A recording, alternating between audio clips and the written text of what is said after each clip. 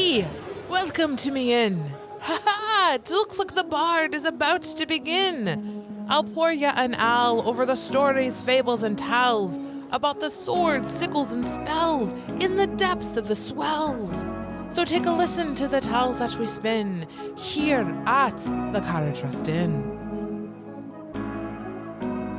Hello, and welcome to a very special episode of Carriage Rest Tales. I'm your host and Dungeon Master, Mike. And to my left, we have... This is Nick. I play Vato, the half-orc barbarian. Hey guys, it's Sam, and I play Woods, the Elven Ranger. Hey everybody, this is Ryan. I am currently playing Kincaid, and this episode is a Mailbag! Hey guys, thanks for joining us. It's been 2 full seasons. We are so excited. So we thought we'd have an official mailbag. We have over 20 questions that listeners submitted, and we thought we would just go around the table with our fearless DM as kind of our moderator. And we're going to kind of chat through the first couple of seasons of Carriage Rest Tales. So we'll let Mike take it away. I want to say thanks to everybody that sent in questions. We did it a little bit special this time where I reached out and had them actually call me and leave voice messages. So you're actually going to be hearing some of our listeners' voices ask the questions, and then we can answer them. So this first one is from Anne here in Louisville. Hi guys, this is Anne. I just want to say I'm really enjoying your podcast, and thank you to all of you, and I'm looking forward to listening to this Q&A episode also. So here are my questions. For those of you who have played D&D with other groups of people, how does this compare? What would you say are the biggest differences? Who wants to go first? This is actually the only group I've ever played with, so this is not for me. Believe it or not. So, well, no, you played originally with like John. Well, yeah, but Mike was still Dungeon Master. Yeah, but it wasn't us. Like, it wasn't the three of us. So Nick is referring to the first time I got into D&D. I was like trying to get into it. It kept falling apart. I was like, okay, if I actually want to play D&D, I just need to run the game so I can like schedule it, get it completed. But I didn't know who wanted to play.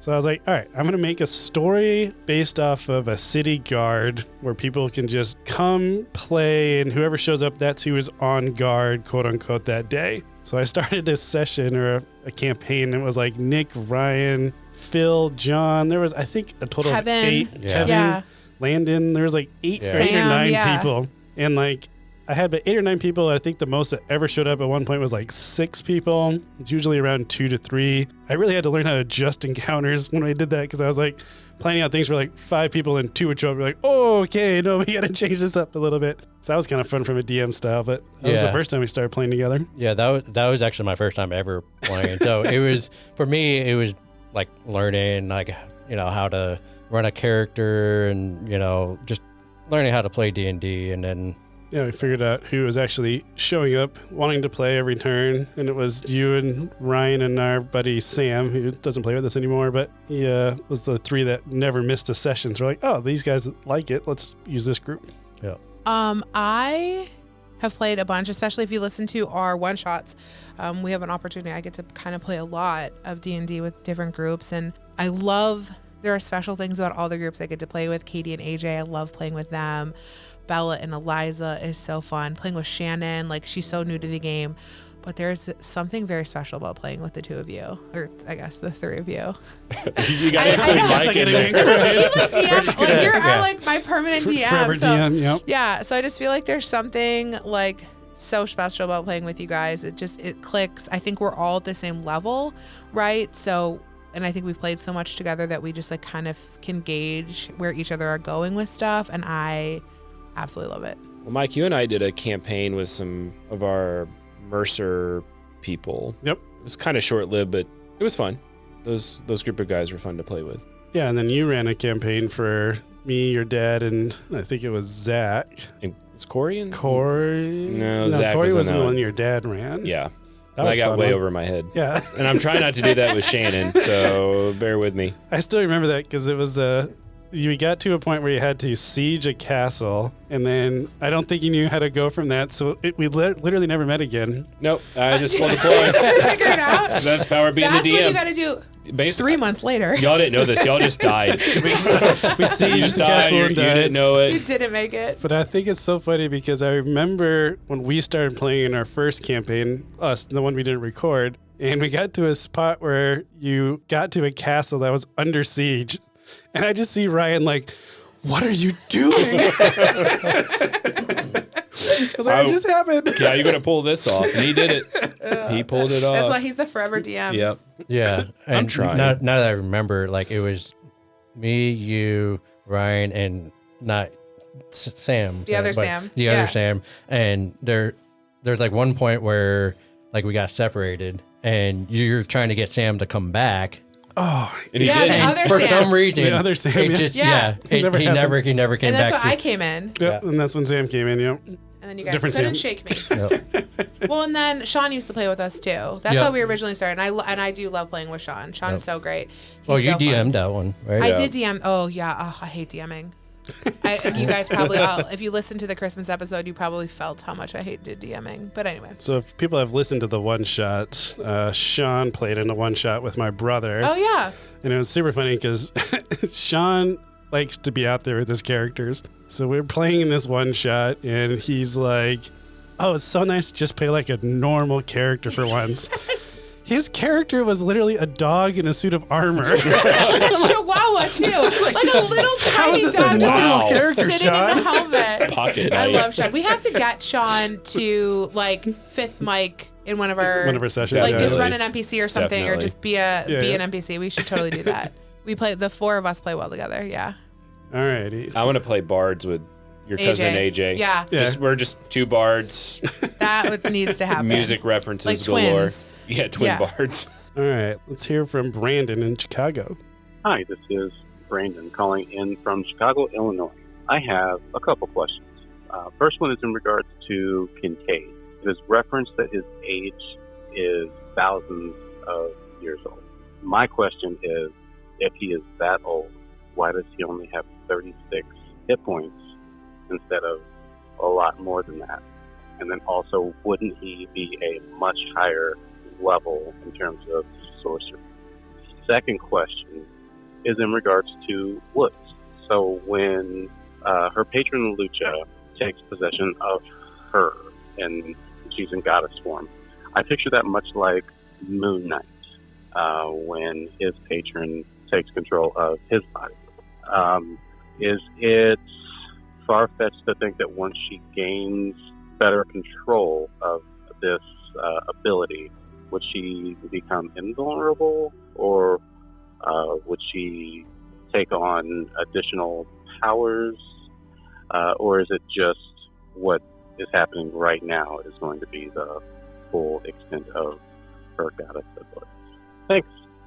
So Kincaid, why do you only have 36 hit That's points? such a good question. I mean, you said to roll up a level 6 character, Yeah. and sorcerers only have like a D8 hit die, so I feel like I would assume, because you just realized that you were I didn't that realize. old. Yeah, I didn't know I was that old. I didn't know I was really a general either. So yeah, I think Kincaid should have been a little bit more tanky, Yeah. a lot more hit points, a lot more spells. We just redo season 2. Redo season 2? Yeah, I Yeah. need to be more powerful. I picture Kincaid like jumping back on Captain Brandon's boat, just with so much more confidence and just being this like massive tank now, and just knowing like all the wisdom comes like flying back into his head. Do you have any thoughts, Nick? Yeah, I mean, so you were stuck in that time warp, or right?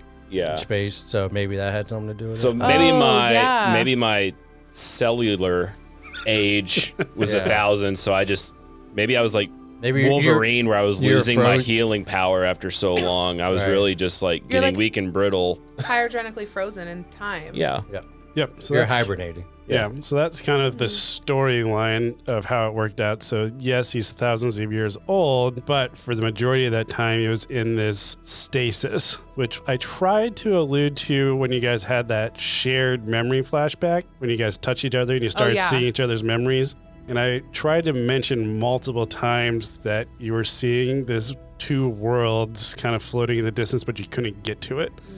And the idea was that for thousands of years, Kincaid was really being tormented because he couldn't leave, but he couldn't do anything. Gotcha. He wasn't getting older. He didn't have to breathe. He was just kind of in this stasis of what I would have pictured just being absolutely terrifying and horrible. Yeah.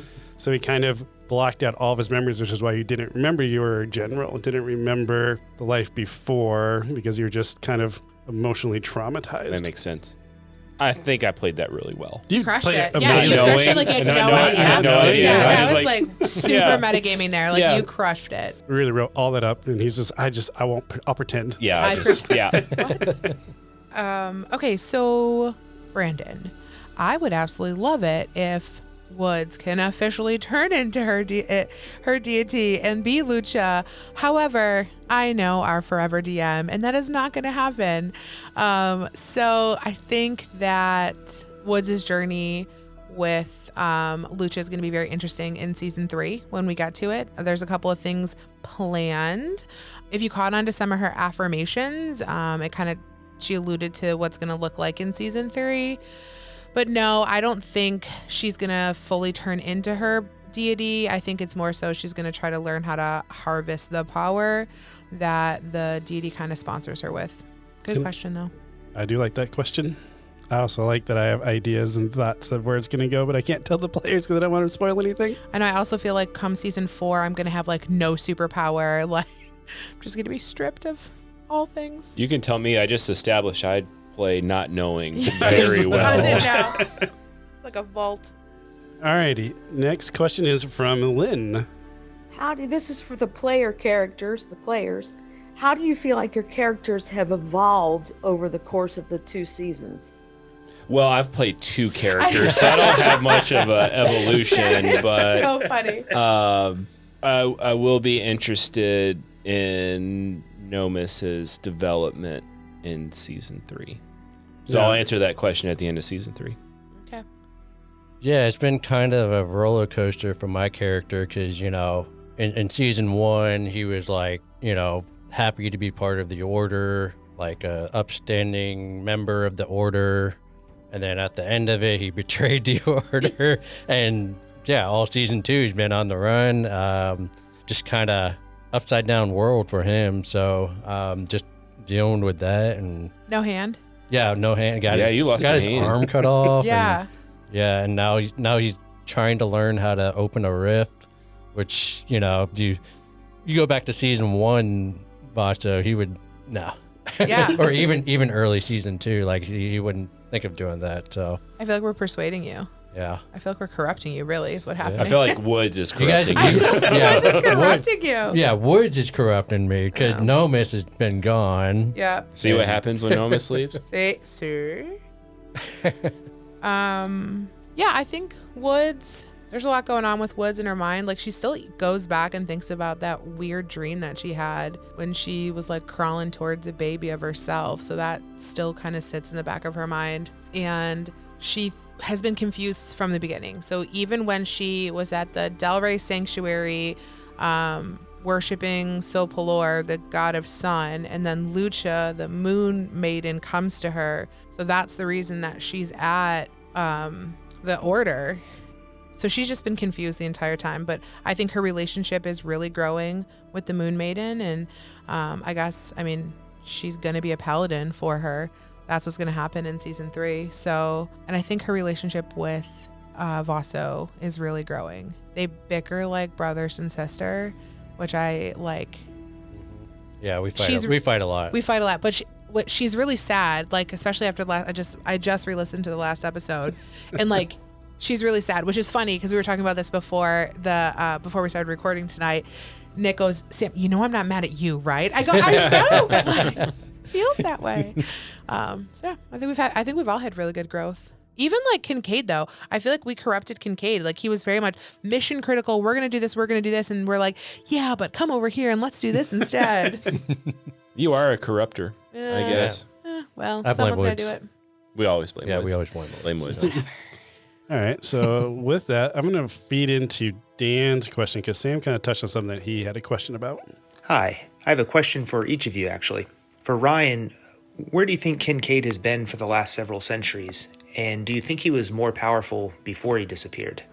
For Sam, what do you think is the meaning of the vision that Woods had of her being a baby crawling in the forest?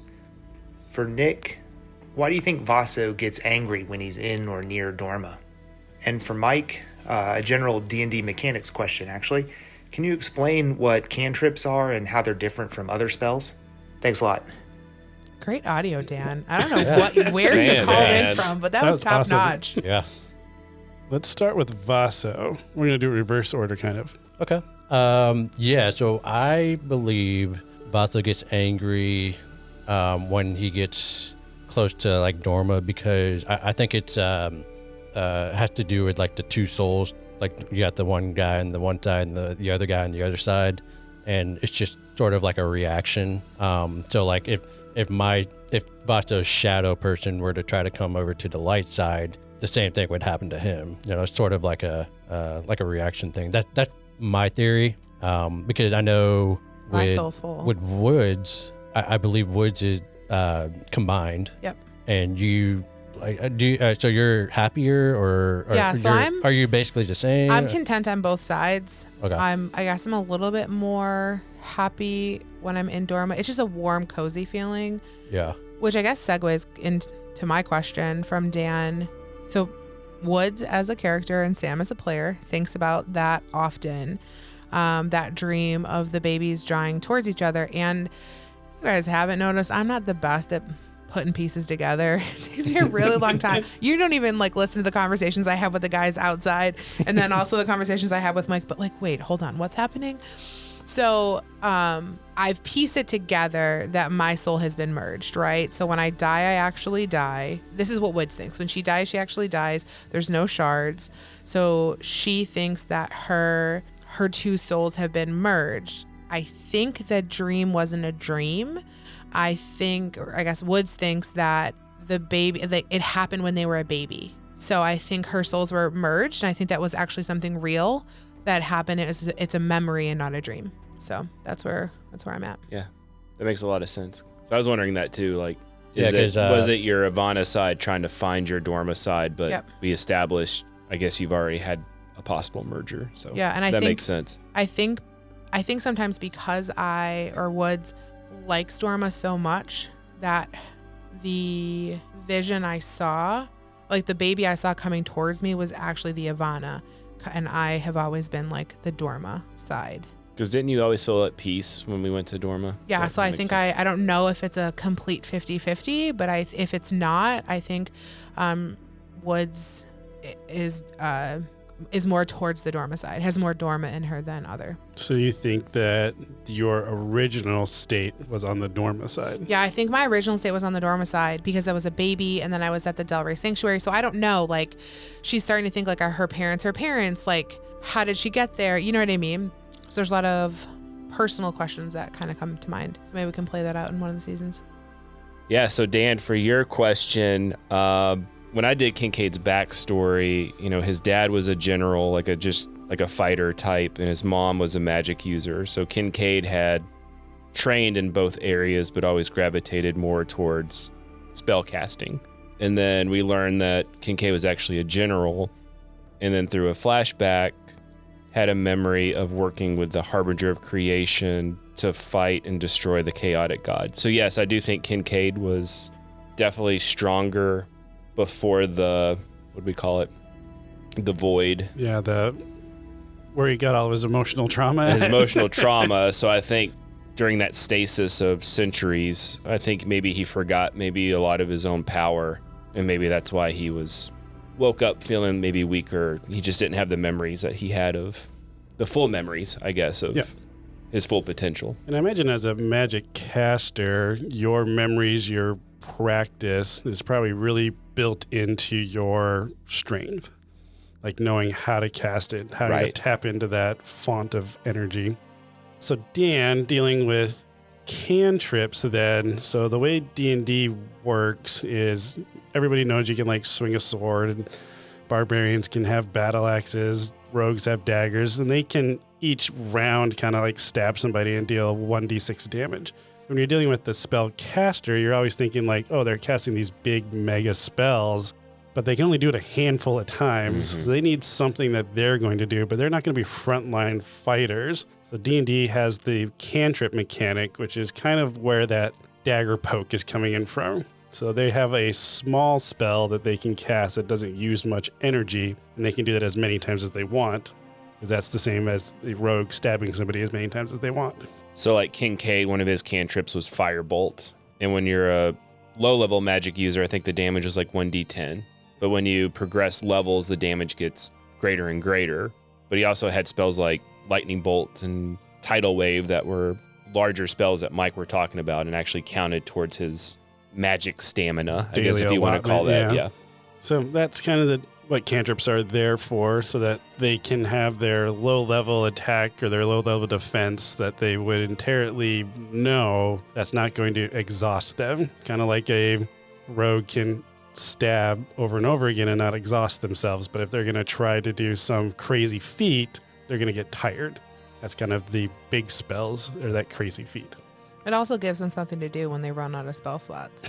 Yeah. Like, because I can't. So they're not useless. Yeah, I can run out of bows, but like unless you lose your sword, you can't really run out of sword stabs. Or hand. Or get your arm cut off. I mean, I guess unless you. R.I.P. Righty. I still love my little Easter egg. That was my favorite title so far. Oh yeah. After Vasa got his left arm chopped off, the title of that one is Vasa was all right.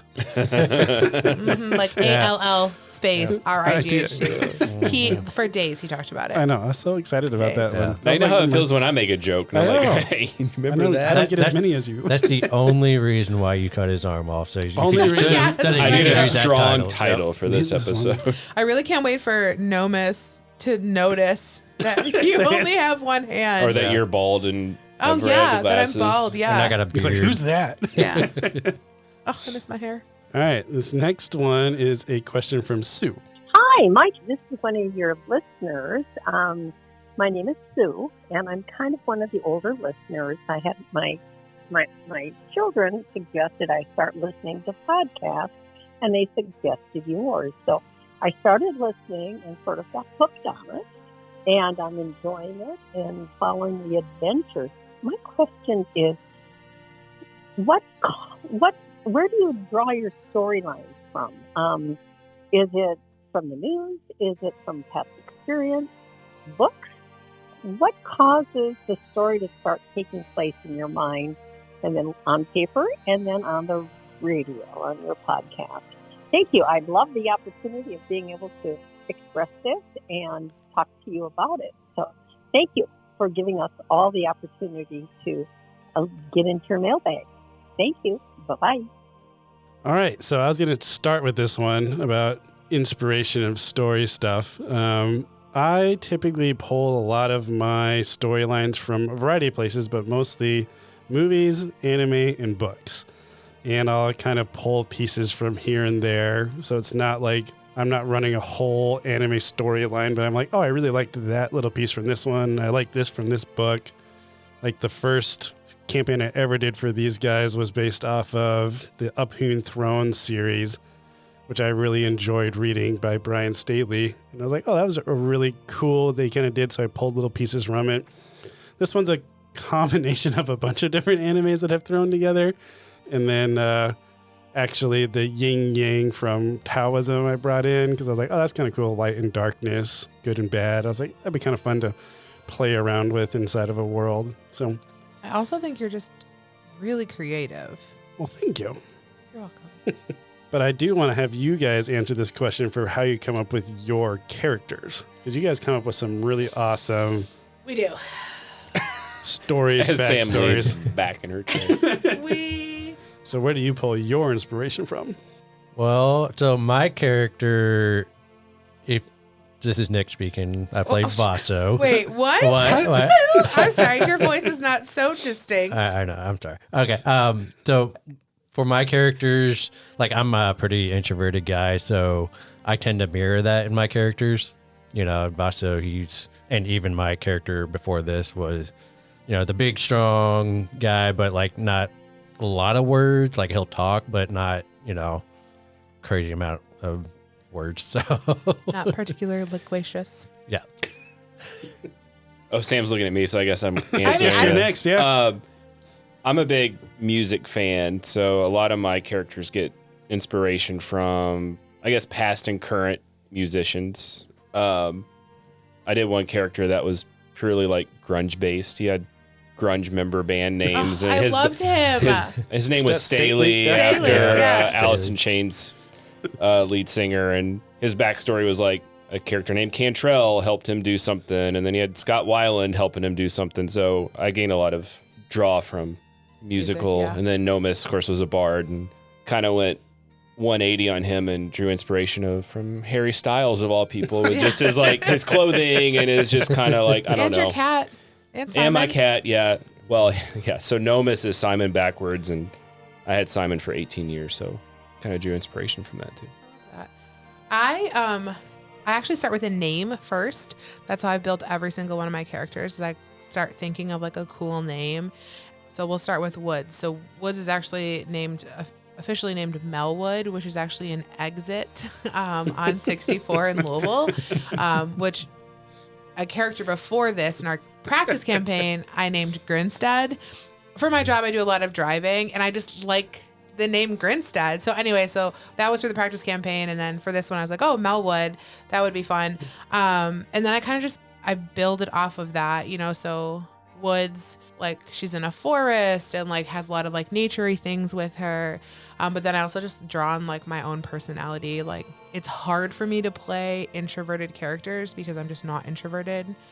We might see that coming soon, but I like to work out. So I try to pull on things I know, because then it's easy to play the character when you know, like I'm into snacking, I'm into working out. Like, so it's just easy it's hard to make stuff up that you're not familiar with.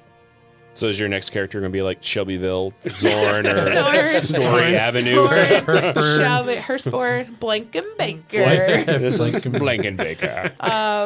Gene Schneider. That would be like good for you Gene though. Schneider. Jeez, good old. This is Jane.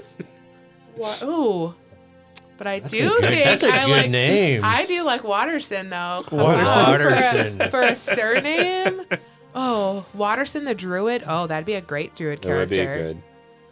Thanks, Louisville, for inspiring Yeah, us on our thanks. character Louisville, thing. that's where Sam gets hers from. All right. Now let's jump over to a question from Ray. Hi, I was wondering if each player could talk about either an NPC or a situation that they are currently suspicious of. Thanks. Everyone, everything. I didn't build a lot of trust in this world for you guys, I feel like. I have one. I honestly sometimes wonder if we are on the wrong side. Like it's not an NPC, or it's literally our entire existence. Like I wonder, are we actually the bad guys in this? Are we stopping Benson and the Order from like doing the good, and like our souls supposed to be merged? Like sometimes I wonder, like, are we going to find out that we're the bad people? I've been feeling that same thing, especially in season 2. Like as we kind of learn about like the merging, like, you know, just questioning, like maybe not suspicious, but like questioning, like what does all this really mean? Like what's really going on here? So I think questioning like the Order, and then like what's going on. Like it's just the whole thing. Like I don't know, I'm rambling on here, but yeah. In Nomis's single episode, he got very suspicious of Damien? Damien, just looking at all the experiments, and actually was very suspicious of Woods from Oh yeah, I remember that. what he saw in there, but never really got to carry it out. So, so I think I would agree with Nick and Sam about being suspicious of the Order, and I kind of carried that over to Kincaid, who I'm sure y'all know loved the Order of Light. Yeah. So The torches? yeah, I'm trying to think if there's a specific NPC where I was just like, I don't believe. Also, there's a small part of me that Amelia, like I love Amelia, and Mike like puts Amelia up on this little pedestal. It's one of Mike's favorite characters. So I definitely think we're going to see her in the future. And I think something big's going to happen there. I don't know what side of all this she's going to be on. And so for for Vaso himself, you know, he had that bad experience on the Dorma side. So, you know, he doesn't like that side. Yeah. You know, he saw the monster and the colossal. yeah, and he saw the other guy on the other side. Hex, I think was his yeah, name. Hex. I Yeah. need to re-listen to your episode because I listened to it when I was having dental work done, and I was like, getting some nitrous oxide. So you were like really high. Yeah, like I was, You're I was like, it was like a dental like procedure or whatever. So they were like, "Oh, you listened to her run." I was like, "Perfect, I'll listen to Nick's episode."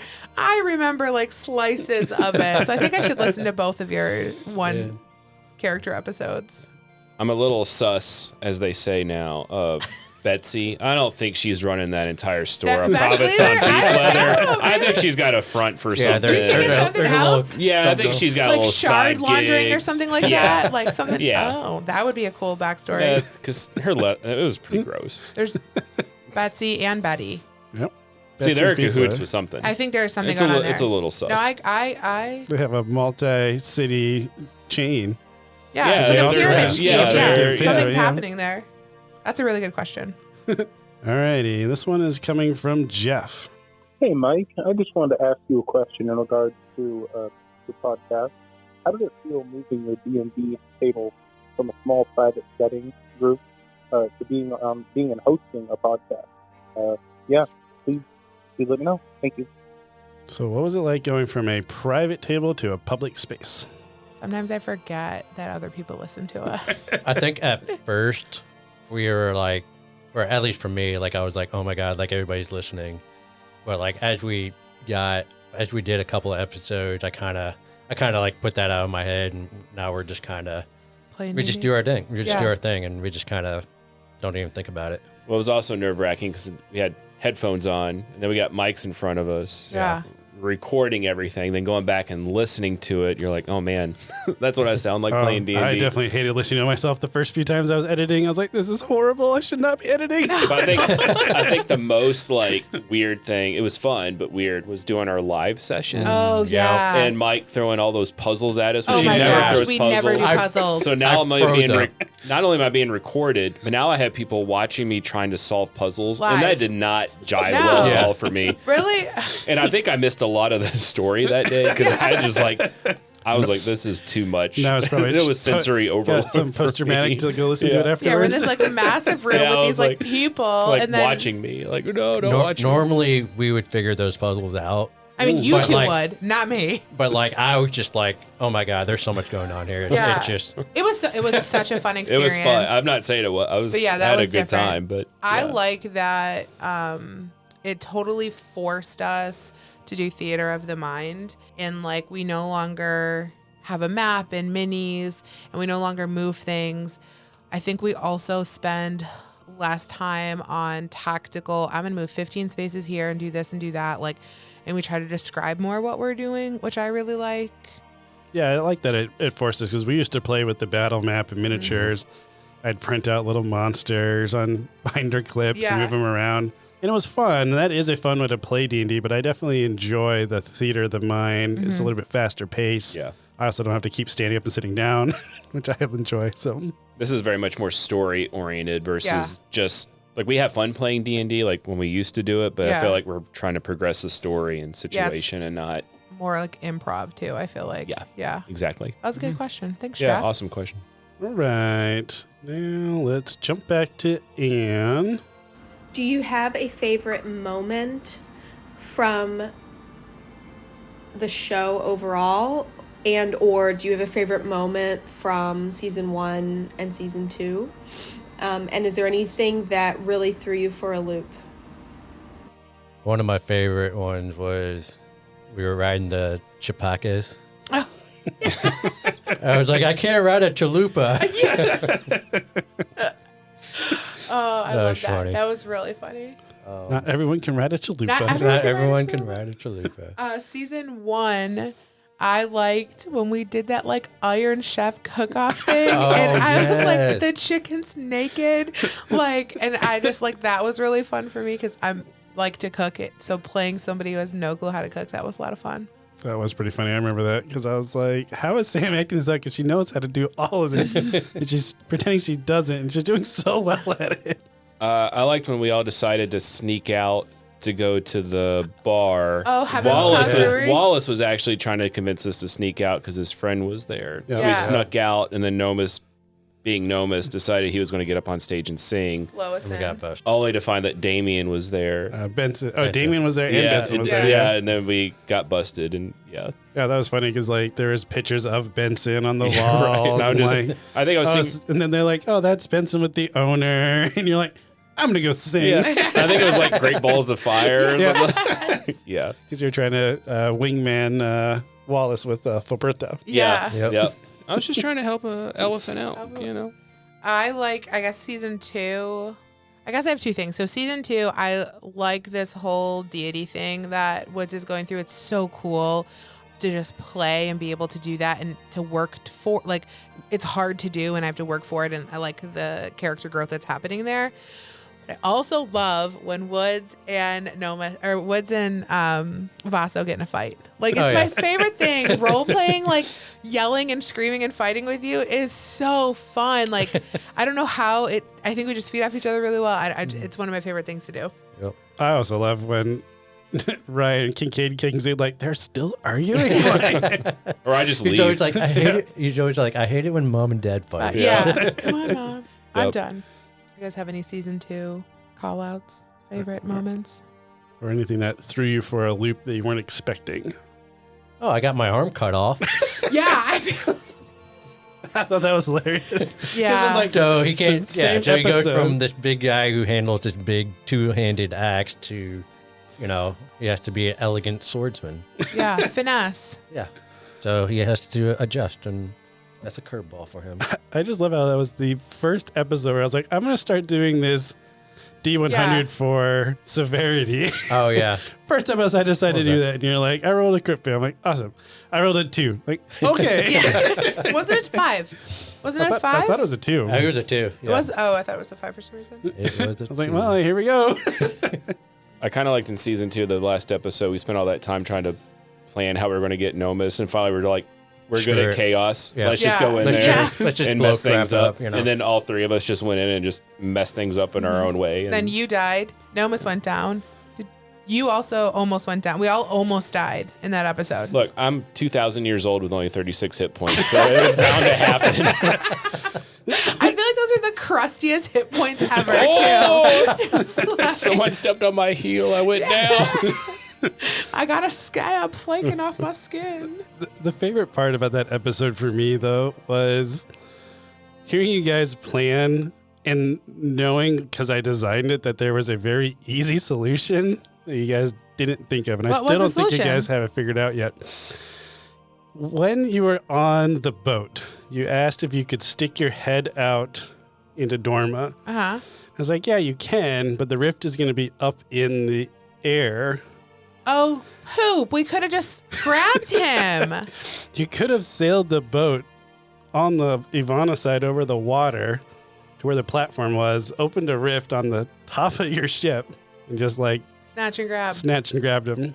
You would have had to outrun pirates, but I was like, I Well, really he was hope- locked up when he had Yeah, the he key. We would have gotten it from the. You could have like just jumped right down in the middle of the table. I was like, I hope they don't do this because I don't know how I'd react to it, but this was a possibility. Wait, we knew we could do that. We just wanted to build a better story. Yeah, you and wanted to make build a it better entertaining. story. We Told just you I'm wanted to good at, blow. like, We just playing wanted to ignorant. blow stuff up. Yeah, you wanted to blow it up. We just wanted to spend 2 episodes planning. Because you guys are the good guys. We're the good, air quote, good guys. Duh. Mike, do you have any favorite scenes or aha moments or things? I should have thought of one.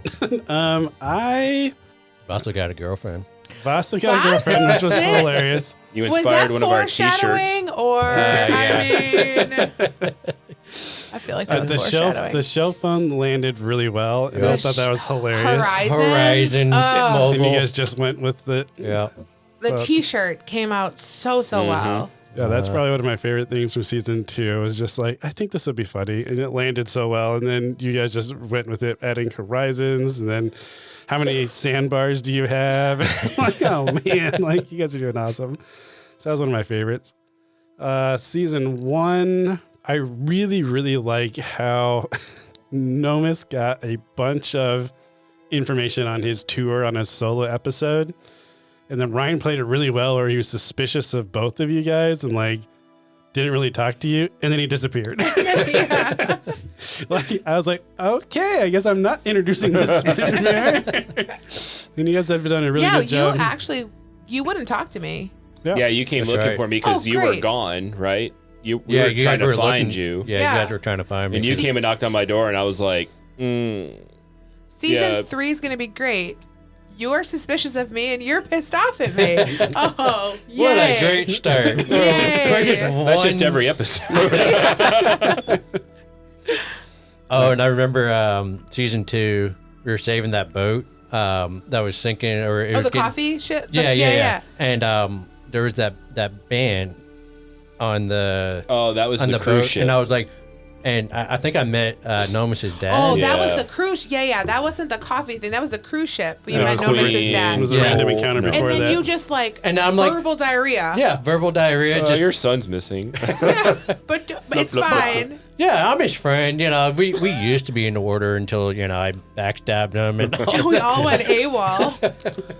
So, That was so funny. The best part was it's happening, and Ryan and I are looking at each other with like cartoon eyes. Like, what is he doing?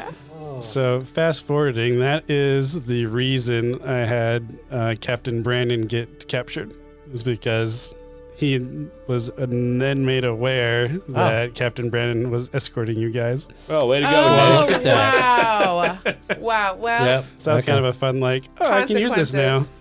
yeah, of our but the actions. characters don't know that. The characters don't know that at all. No, that's cool to know. Yeah.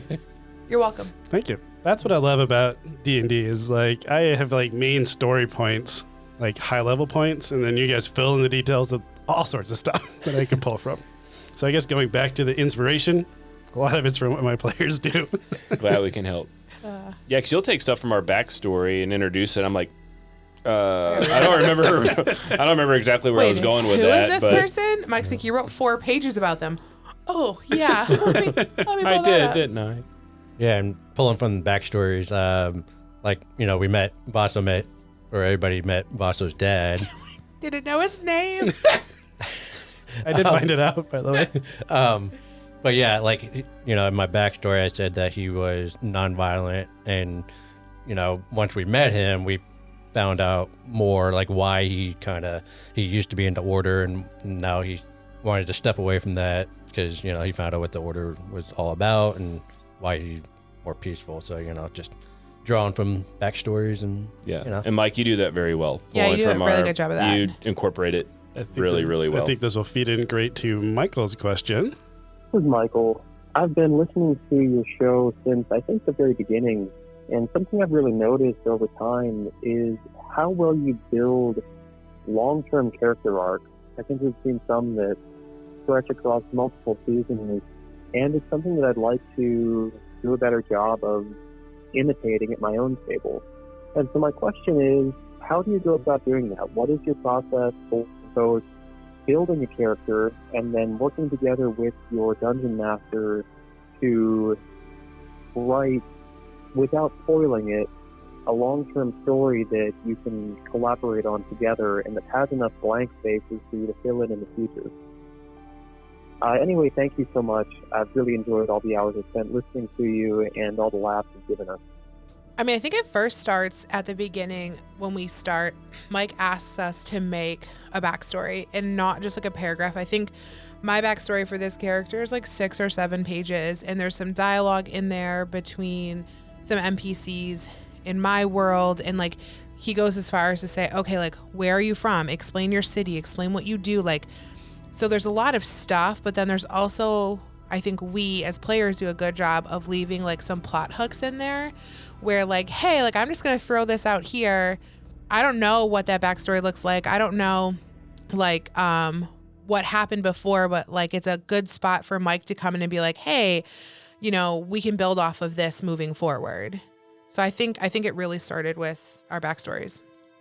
Yeah, and I think like before that, like we have like a general understanding of like what the world is and like kind of kind of set those parameters, like what to expect, but then like it allows us to kind of just we just build off of that.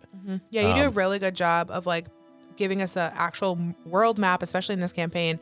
Here's the world. Here's every city. This is what they're known for, the type of like race that lives there, what their exports are, what their industry is. So then we get to pick where we come from in that world. So I think you do a really good job like laying it all out in the beginning. Yeah, I think I'll piggyback what Sam said. Like, you do a really good job of taking stuff in our backstory and using it. So it's fun to write a backstory and figuring out what ammo can I give Mike. Yeah, So like for the Easter eggs. Yeah. So for Nomus, it was Grace disappeared and I woke up with a wooden dagger, and Grace was like I feel like a pretty integral part of season 1. Yep. And I didn't know when I was building Nomus that Grace would have that big of a part or know like the significance of the wooden dagger. So yeah, just giving you that ammo. It's fun seeing you take it and run with it. And I absolutely love it when they give me that ammo, because like there's a big thing that's going to be happening in season 3, all due because Brian put in, he got a wooden dagger in his backstory. Like, I had no idea what I was going to do with it at first, and then I was like, oh, that's cool. And then as I was marinating, I was like, oh, I'm going to use this. And I was like, oh, that's cool. So now these wooden weapons are showing up. So Sam got a wooden bow. You guys have seen the wooden gauntlets that you got from, you didn't get it, but The gloves, yeah. the Harbinger's gauntlets from the Chaos live show. Yeah. So Ryan, you might have to re-listen to that one. Yeah, I got a lot to re-listen to. I think you do a really good job of inherently knowing our backstories, because I feel like there's a lot of time that you'll say something and you'll stare at us and be like, it was in your backstory. And they're like, cool, let's just pause for 5 minutes and me reread my backstory. Like, oh yeah, I did say that. I do like to reread all of them. I also tend to have a couple of rules at my table, which I think help a lot. And one of the main rules I have is your character has to be inclined to work with people. Mm-hmm. Like, everyone loves, or not everyone, but that trope of that lone wolf or that shadowy rogue character. Those are fun in like video games, but it doesn't work in D&D that well.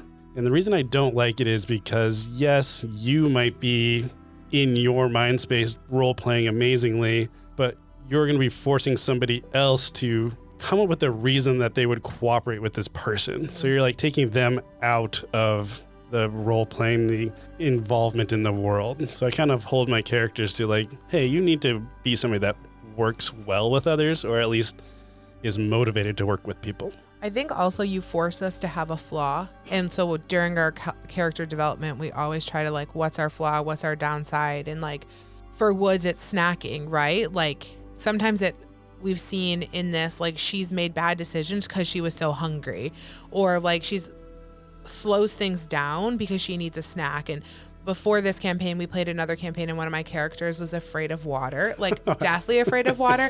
So I played an entire session for 3 hours, basically unconscious, because we had to be on a boat and I couldn't handle it. And like, so I think he does a good job of like making us play characters that aren't perfect, even though sometimes it may seem like, oh, you're turning into deities and doing all this stuff. Like we have flaws, and like you push that, which I think is just more fun. I also think it's fun to think about the motivation. So Sam mentioned this on the backstory build up. I have them tell me like what their goals are, like what is driving your character. Like, I don't care what their deeds are. Yeah, I can use that ammunition, but their character is what you can use a lot more, because you can put them in fun situations, like, you know, like throw a burning building out there. Like, is that person going to risk going into the fire to get somebody, or are they going to go get help? Like, where are their motivations at is a lot more enjoyable to play with. Yeah, like Kincaid and Captain Brandon, like you were going to do anything to save Captain Brandon. Like, it's like you owed him a debt. Yeah. You know? All right, let's go back to Sue. She's got a second question. Hi, this is Sue. I am calling in regards to the questions for D&D. This one is for, and I have called earlier, but this one came to light, and I'm so curious about it. I was listening to Woods the other day and talking about the pirates and all that stuff, but he had made some affirmations that I thought were quite insightful and insightful. And I was just curious, did he find that written somewhere in some books? Is that a D&D process, or is that something she just made up at the time? It was very insightful, as I said, and I'm calling him affirmations for the character of Wood. I would like to know how she came about that. Thank you. Bye-bye. Again, enjoying the podcast very much. Thank you. Bye-bye. Sue, you are the cutest listener I've officially dubbed. Yeah, I made it all up. So now, like, I just did. I'm actually looking at my notebook that I like keep as we play. Sometimes I'm like writing notes, and I kind of feel bad because during those episodes, I wasn't really paying attention to what the other guys were doing at the table because I was so focused on what I was going to say because I knew I had to convince Mike to let me do this. And I knew both other players at the table were like, okay, this isn't gonna work out. So if I failed at it, I knew I was gonna let the people down at the table because I wasn't doing actions, right? And I had to really convince Mike. And then my goal, when I first originally started the character, I wanted to play a Ranger Paladin multi-class at some point, which is a really difficult thing to do because just the D&D stats don't match up. But I was like, I'm going to do it. So I needed to figure out how to bridge that. And I felt like, hey, if I come out and pledge myself, make this my Paladin pledge, then maybe I can that's what my character can kind of turn into. So yeah, I was just drawing on some stuff from the backstory, and Mike had given us a little yin yang with all of the gods and stuff. So I was just pulling off of that and just trying to be a little creative and think that if I personally was in this dire situation and I was like waiting for a miracle, what are the things that I would say? Like what pleading down on my knees, crawling in the Phantom Shrine in Portugal. Like, what are the things that I would say? And so that's kind of, I don't know what I came up with. And I think it's awesome that you did that because I think when you were doing that, you knew the situation was critical, that you really needed that form to bail us out. So I think you being withdrawn from the story just made it more believable of like, I don't know what's going on and this is what I need to do as my character. Yeah. To make it happen. And I remember when you were reading it, Mike and I locked eyes a couple of times and he was like nodding like, oh yeah. And I remember him jotting something down. So I was like, she's getting a plus for something doing this. So. Surprisingly, I didn't get inspiration, but whatever.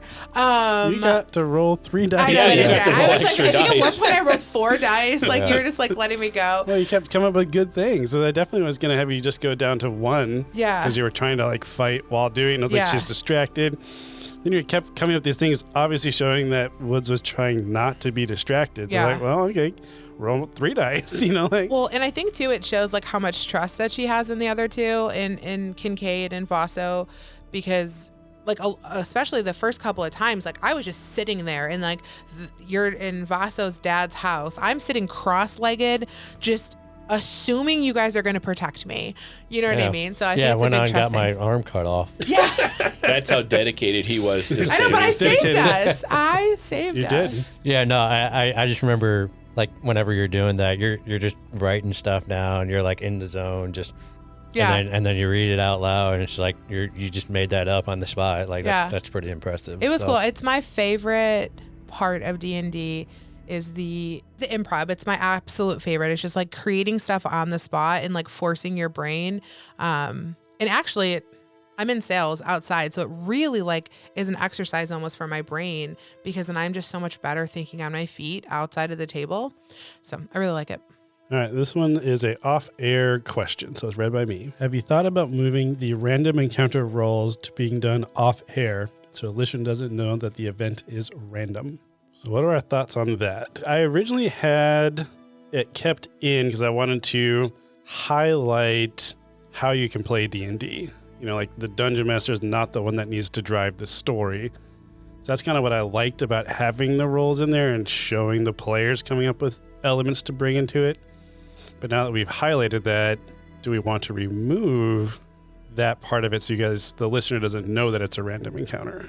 I mean, I think removing it would be kind of fun. Yeah. Because I can see it from a listener's point of view of if we're all sitting around the table and we know this is going to happen this time of day, this, it's going to be good or bad.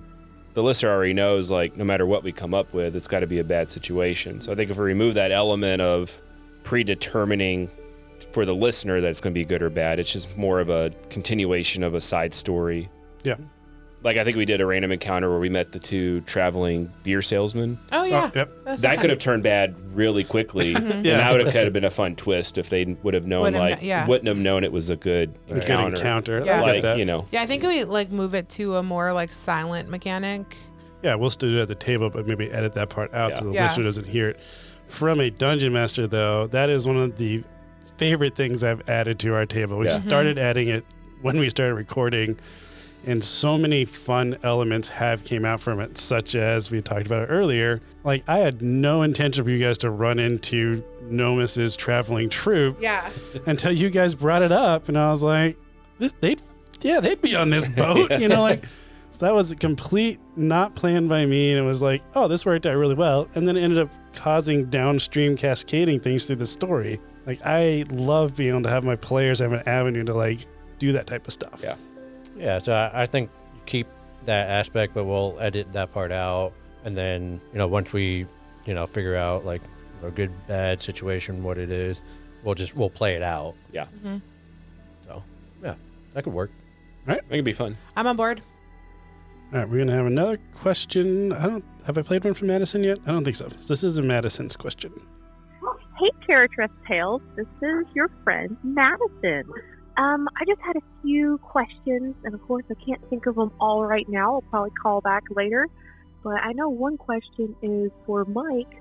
Mike, do you just do all this impromptu, or how much practice and preparation do you have to do per episode? Or is it one episode you do a ton of work and then you just give up and then it's full impromptu? I'm so curious. And I have another question. Are we ever going to figure out the best way for Woods to be able to channel her inner goddess that's not like more than 10 seconds? Because that would be a mega episode. But I don't want it to take forever. I would love to know that answer. So when I have more questions, I'll give you more calls. Have a good day. Bye. All right, so when it comes... I love Madison. I mean, I love everyone that called in, but I particularly love Madison. If you recognize Madison's voice, she did a one-shot with us where they were playing... she was a pirate, I think it was. Mm-hmm. When it comes to DMing, you want to avoid what's called railroading, which is you are just basically telling a story and the players are coming along for the ride. The way that happens is when you're over-planning. So it's a weird skill to have because you're the one telling the story, but I am not the one telling the story. So when I come up with my D&D planning, I come up with a goal that I want the players to learn. So this session, I want them to learn that Woods is wanted by the Night Circle. That was my goal for the Stringham episode. And then from there, I just let the dice fall as they may, and then when an opportunity comes up, I'll stamp at that. So in that fight in particular, there was somebody, Woods jumped up on top of a building and was like firing arrows down. So she put herself in like this very predominant spot. So it's like, oh, I'm going to have one of the pirates have a wanted poster looking at Woods, looking at this picture and kind of seeing the resemblance. So like that's the way that goal came about. But that's what I love about D&D as the dungeon master. I just have these high level points and I let the players kind of fill in everything else for me on those details. Which is so fun to play, coming from somebody who, when they DM, I really struggle with railroading because as much as I love being on the spot as a player, like when I start to build my own story, it's like so hard. I want everyone to kind of come along, and I've thought it out so much. So I struggle as a DM, and I don't like doing it. So it's really cool that Mike is so good at it. Thank you. You're welcome. As far as my question, Madison, I would love it. I would love it if I didn't have to profess my love to my goddess for 17 turns in a row and roll dice to get them to match and come up with fun things to say. So I think that in season 3, now that I'm going to multi-class into a paladin, I think we'll come up with some sort of mechanic that if I'm going to be allowed to harness my deity moving forward, we'll figure out what that looks like. But because yes, it becomes a little cumbersome. So with that, and a little bit of foreshadowing in that as well, you have to remember that the deities have a lot of power, a lot of abilities, and they have basically a lot of energy. And Woods is a mortal being. So if they try to pour all their energy in, there's going to have to be some payoff or trade. Yeah, basically, I'm just going to be immortal is what Mike's trying to tell you. So just look for me. You're just going to turn into a goddess. I'm just going to be a goddess. It's fine. It's cool. It's whatever. I mean, someone got to do it, so I'll do it. Well, we're going to continue on the Woods train. Oh, golly. And Shannon has a question. Oh, I also love Shannon. Hey, it's Shannon, longtime listener, first-time caller. And my question for the pod is, are we going to get a backstory on Woods? We got a little bit of that whole seeing her twin when she was really young. We got a backstory with Vaso and having Clyde and his mother. We have backstory on Nomis, a little bit of Kincaid. I want to hear more about Woods. So that's my question. Thanks. Bye. I mean, yeah, I have a really fun backstory. I'm in for it. I mean, really, I'm in for it. I think there's a couple of times over the seasons where, especially when her and Bonnie were talking, Woods is a little protective over her backstory. And I think that is because she's really confused on why. I think in the beginning she was really confused on why she was there. But now as she really has drawn this connection with Lucha, she's starting to understand a little bit more. But I'm up for it if the DM wants to do it. Yep. I actually had a couple of things planned for Sam's backstory in the episode where they fell into the river by Carhang and they got swept downstream. They had a choice to make, and that was it was a 3-day walk to Vasa's hometown, or was a 2-day boat ride to Woods' hometown. I had planned both scenarios, so I have stuff already kind of set aside for if they end up at Woods' place, but I'm never going to force that. And that's where kind of that same concept we're talking about with not railroading. Like, I have ideas. I'm just going to leave them there. If they don't use it, it's not the end of the world. I can recycle that same material later. Like, I don't throw things away. I can just use it if they ever decide to go to Woods. I'll have something prepared already. I think Woods will have to really, and myself, have to really think about how she's going to interact with her backstory and with her family and everything there, because she has really focused forward, I think. So I think I'll have to think about that if we get to that in this season, which I hope we do, because it's I think my backstory was good. Right. Oh, we're definitely going to your hometown. Oh, we're gonna go now. We're going now. Now we're going. All right. Shannon motivated me. Yeah. All We're right. going. Well, fine. Let's go. We got really great snacks there. That's what we're doing. That's the plan of action. That's just season 3. That's season 3. Go to Opens. Woods' home. Del Rey Homecoming. Sanctuary. All righty. Walter had texted me this one today, so I didn't get a recording of it. But the question is for really Nick. Over the course of the podcast, we have seen one-shot episodes led by Ryan and by Sam. So, Nick, have you ever had the itch to run a one-shot as a dungeon master? So I have never DM'd. I don't know. I might try it one time in the future. I mean, I would like to be at that table when you DM 100%. Yeah, I don't know. I know nothing about it. But yeah, I mean, I'm open to it. If you ever decide I will, maybe I won't play and I can just be your little yeah, man behind the chair or whatever. Yeah, just like, You can just sit behind the curtain. Literally, yeah, Stay behind the curtain. that's what you do. They have really cool ones that they're actually like pre-done, where you can just like read the story and take your own spin on it if you wanted to. You're such a good player. I'm not saying you wouldn't be a good DM, but you're really just such a good player. Yeah, I just go along and I'd rather play than DM. What about you? Always a player, never a DM. Ryan's DMing something right now with Shannon, one of the callers that just called in. Me, Mike, and Shannon. Mike gets to play. What are your... I like DMing, but I'm more of I want to tell a story through it. Yeah. So mine is definitely very, I guess, linear, where it's like for Mike, your example of like, I gave you the decision if I wanted you to go to Vaso's hometown or Woods' hometown. I would have been like, I have something really cool planned at Woods' hometown. So I'm going to plant the seed, like, maybe you should go to Woods' hometown. So I don't know. I need to do better about being more not railroading and let things happen. But I have a story I want to tell. And that's how I DM. It's weird to let go of stories. And when people talk to me about D&D, I always like, I like D&D because I'm a bad storyteller. And they're like, but you run the game. I'm like, yes. And as Sam is going to attest to this, when I tell a story, I am always focused on the wrong details. I spend too much time over here. Yeah. Like, I am not linear in my thought process and stories. So D&D works great for me because I'm like, I'll just have highlights. Yeah. And then let them tell the story. So My favorite of Mike, like real life, he'll be telling a story and then he realizes he's lost in his own story, and I get these eyes Like, sent save over, me. like, help, save me, and I'm like, yeah, so, and then I just take over, and I literally watch his body relax. He goes, okay, like his shoulders relax, and it probably looks like I'm like railroading my own husband and like taking over his stories, but really the physical cues that he's giving me, he like starts to sweat. I'm like, I got you, I'm coming in. all right, we got another question from Anne. What was it like at the convention? Did you kind of feel a little bit famous? What was that like? And who is going to do the voice for the introduction next season? And have you decided what accent you're going to use yet? Did you feel famous at Gen Con? No. I mean, Maybe. we should have, because Yeah.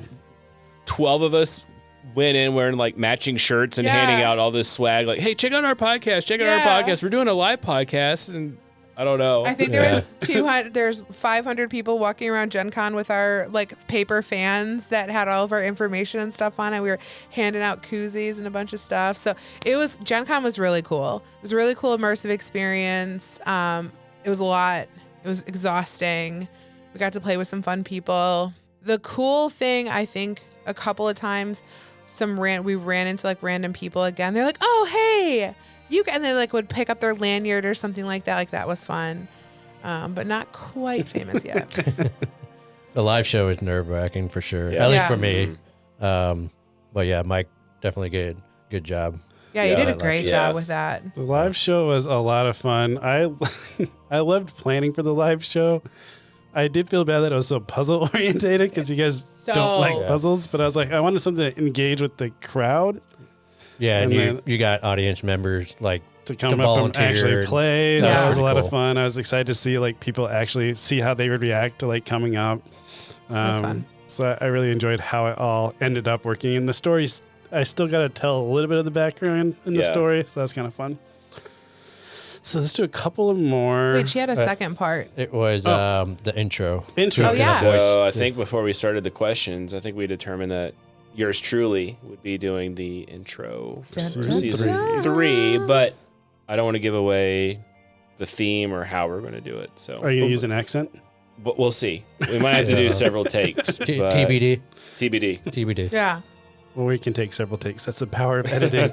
That would mean Sir Nicholas has got season 4 on Season lock. 4. So it'll be all about my backstory, but you can do the intro. It's like, yeah, this season's about this really annoying girl named Woods. So funny. All right, I think we've answered this question, but let's hear what Brandon's second question was. This is Brandon from Chicago calling in again with a multi-part question, I guess, for the DM. How long did it take you to come up with the storyline? Did you come up with it all at once, or is it you came up with the premise and as the story has progressed, you come up with the next portion of the adventure?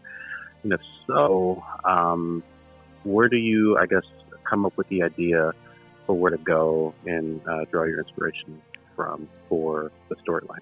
All right, so this campaign, I started writing it probably about 6 months before we started playing, like as a general outline. But for the most part, it is just a general outline. So Sam kind of alluded to this at the beginning. When I start designing a campaign, I usually start with the world. So I'll make a world map, and then I'll come up with, hey, where would the cities be in this map? What would their exports be? And this all kind of boils down to what is everyone's intentions. So to me, it's a lot easier to plan things if I have an idea of, oh, everybody in this city is going to be more focused around fishing. Like that's the primary culture. So it's easier for me to be like, what types of things would go on in that situation? And then when my players throw random stuff at me, I have a basis to improv off of. So this one, I started playing about 6 months before, but it changes constantly until we record.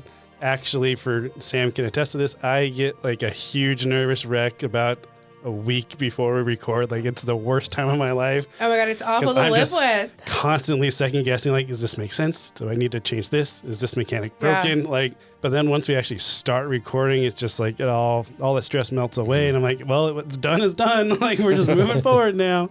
And for the most part, we haven't had too many inconsistencies, which has worked out really well. So, fun fact, which we haven't shared with anyone yet, this original storyline was supposed to have like electricity and like flying planes and like set kind of more in the future, or like now not set in like high fae, like, or like high lore D&D, like medieval times. It's supposed to be more like a steampunk. Yeah, it was supposed to be more like a steampunk kind of thing. And like Mike was just like, this was his idea. He was so excited about it.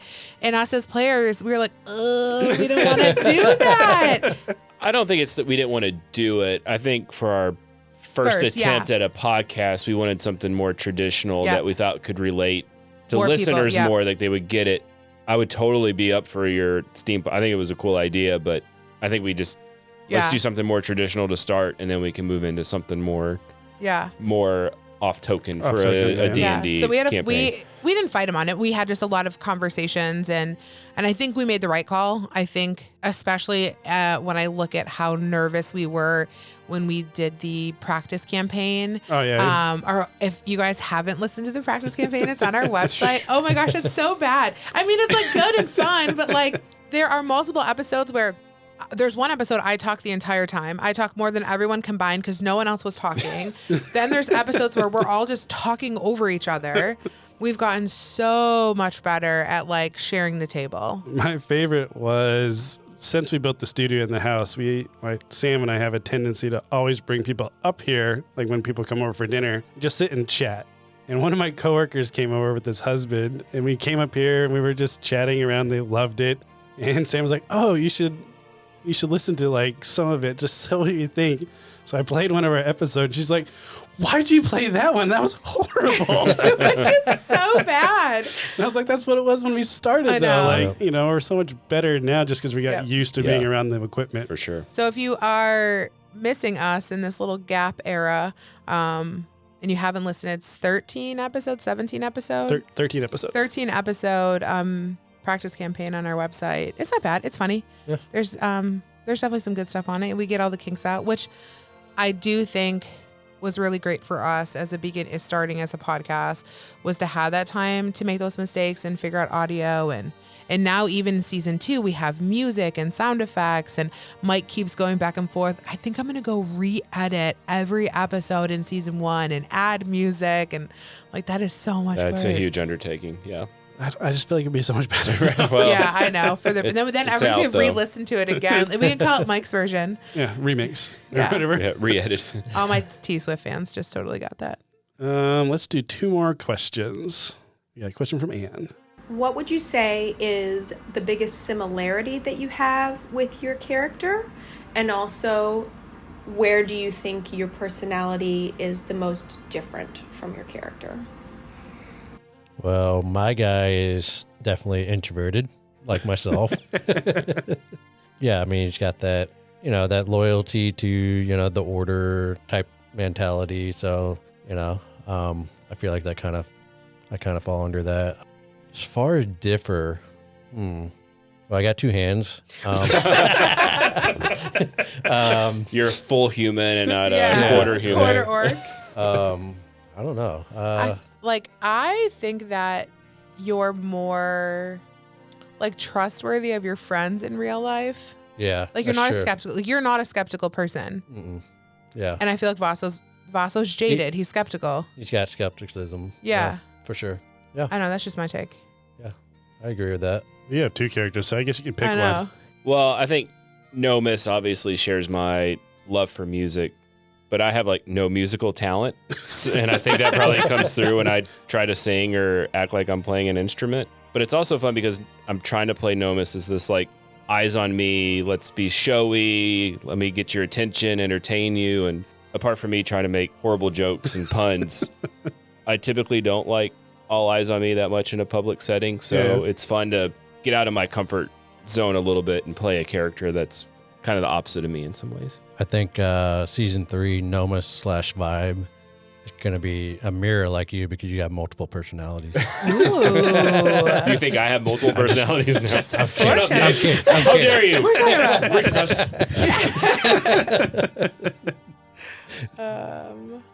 Well, I mean, we're definitely similar.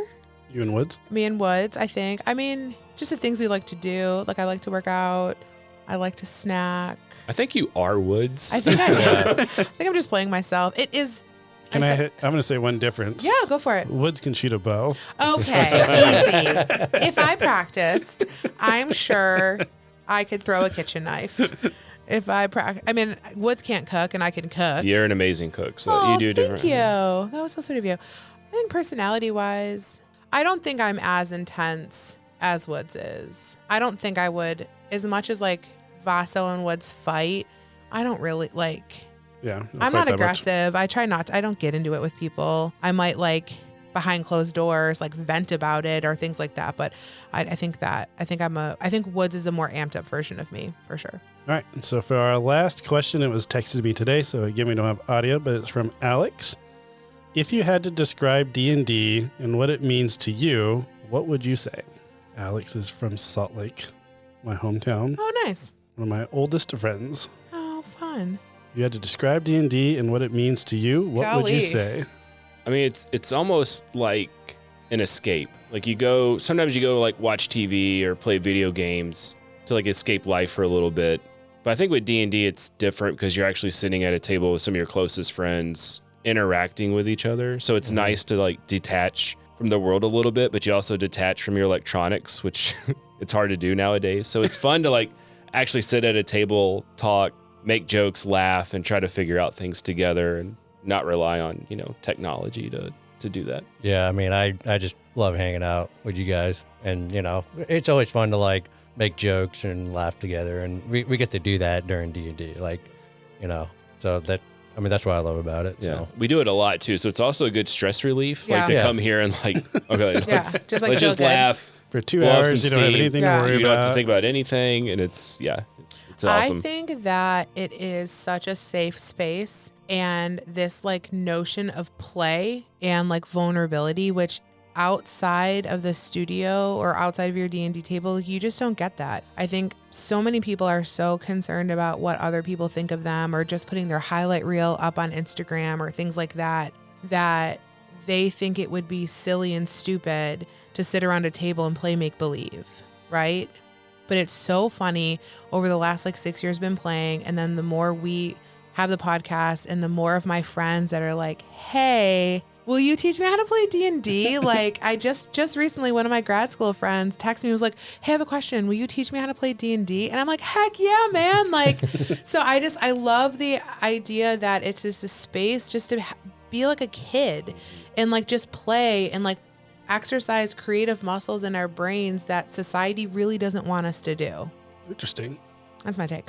Similar to my take is D&D to me is a very creative process. So it allows me that opportunity to flex a different part of my brain that I don't use as often. So it's awesome to just be able to share that experience though also. Because I love a good story. That's why I like movies, anime, reading books. Like I love a story, and it's fun to be able to make a story with your friends. So I think that's what I like most about it is the storytelling aspect. I'm sure people have noticed because you don't do nearly as much combat as a normal D&D table. Combat's hard to listen to. Yeah. It's hard to run. Yeah. I shoot a bow again. Well, that is it for our questions. If you guys do have further questions, make sure to email them to me at our email address, which is podcast@carriageresttales.com. You can find that on our website as well, or you can jump in the Discord, ask any questions you want. I can answer them on Discord, or we can do another mailbag episode like this. Yeah, or feel free to hit us up on Instagram at Carriage Rest Tales D&D. You can DM us directly. I think I like ending / starting the new season like this. So I think this will be a staple in things that we do. Yeah, and thank you all for your questions and listening to us and supporting us. I definitely means love a our lot. listeners. Yeah, y'all are awesome. It's so wild. I mean, we kind of talked about this a little bit, but we sit here and we feel like it's just the four of us, but it's not. It's all of you guys that listen, and even, the bunch of you that we don't know, you know what I mean? Like, you're just out there and you're listening, and we really appreciate it. So keep listening. We'll keep trying to entertain, and we can just all play together. I think with that, we'll play the last little snippet from Anne. It wasn't a question. And I want to say that I enjoy listening to your show so much. I feel like I'm at the table with you. And it's just, I look forward to every single episode. So I just want to say thank you. I know it's a lot of work. And, you've got fans. So good job. You guys are killing it. I might cry. Anne, I love you. Thank you, Anne, and thank you to all of our listeners. Thanks, guys. Yeah, thank you so much. Looks like the Bard has done it again. What a splendid crowd y'all have been. Thank you so much for joining us here at the Carriage Rest Inn.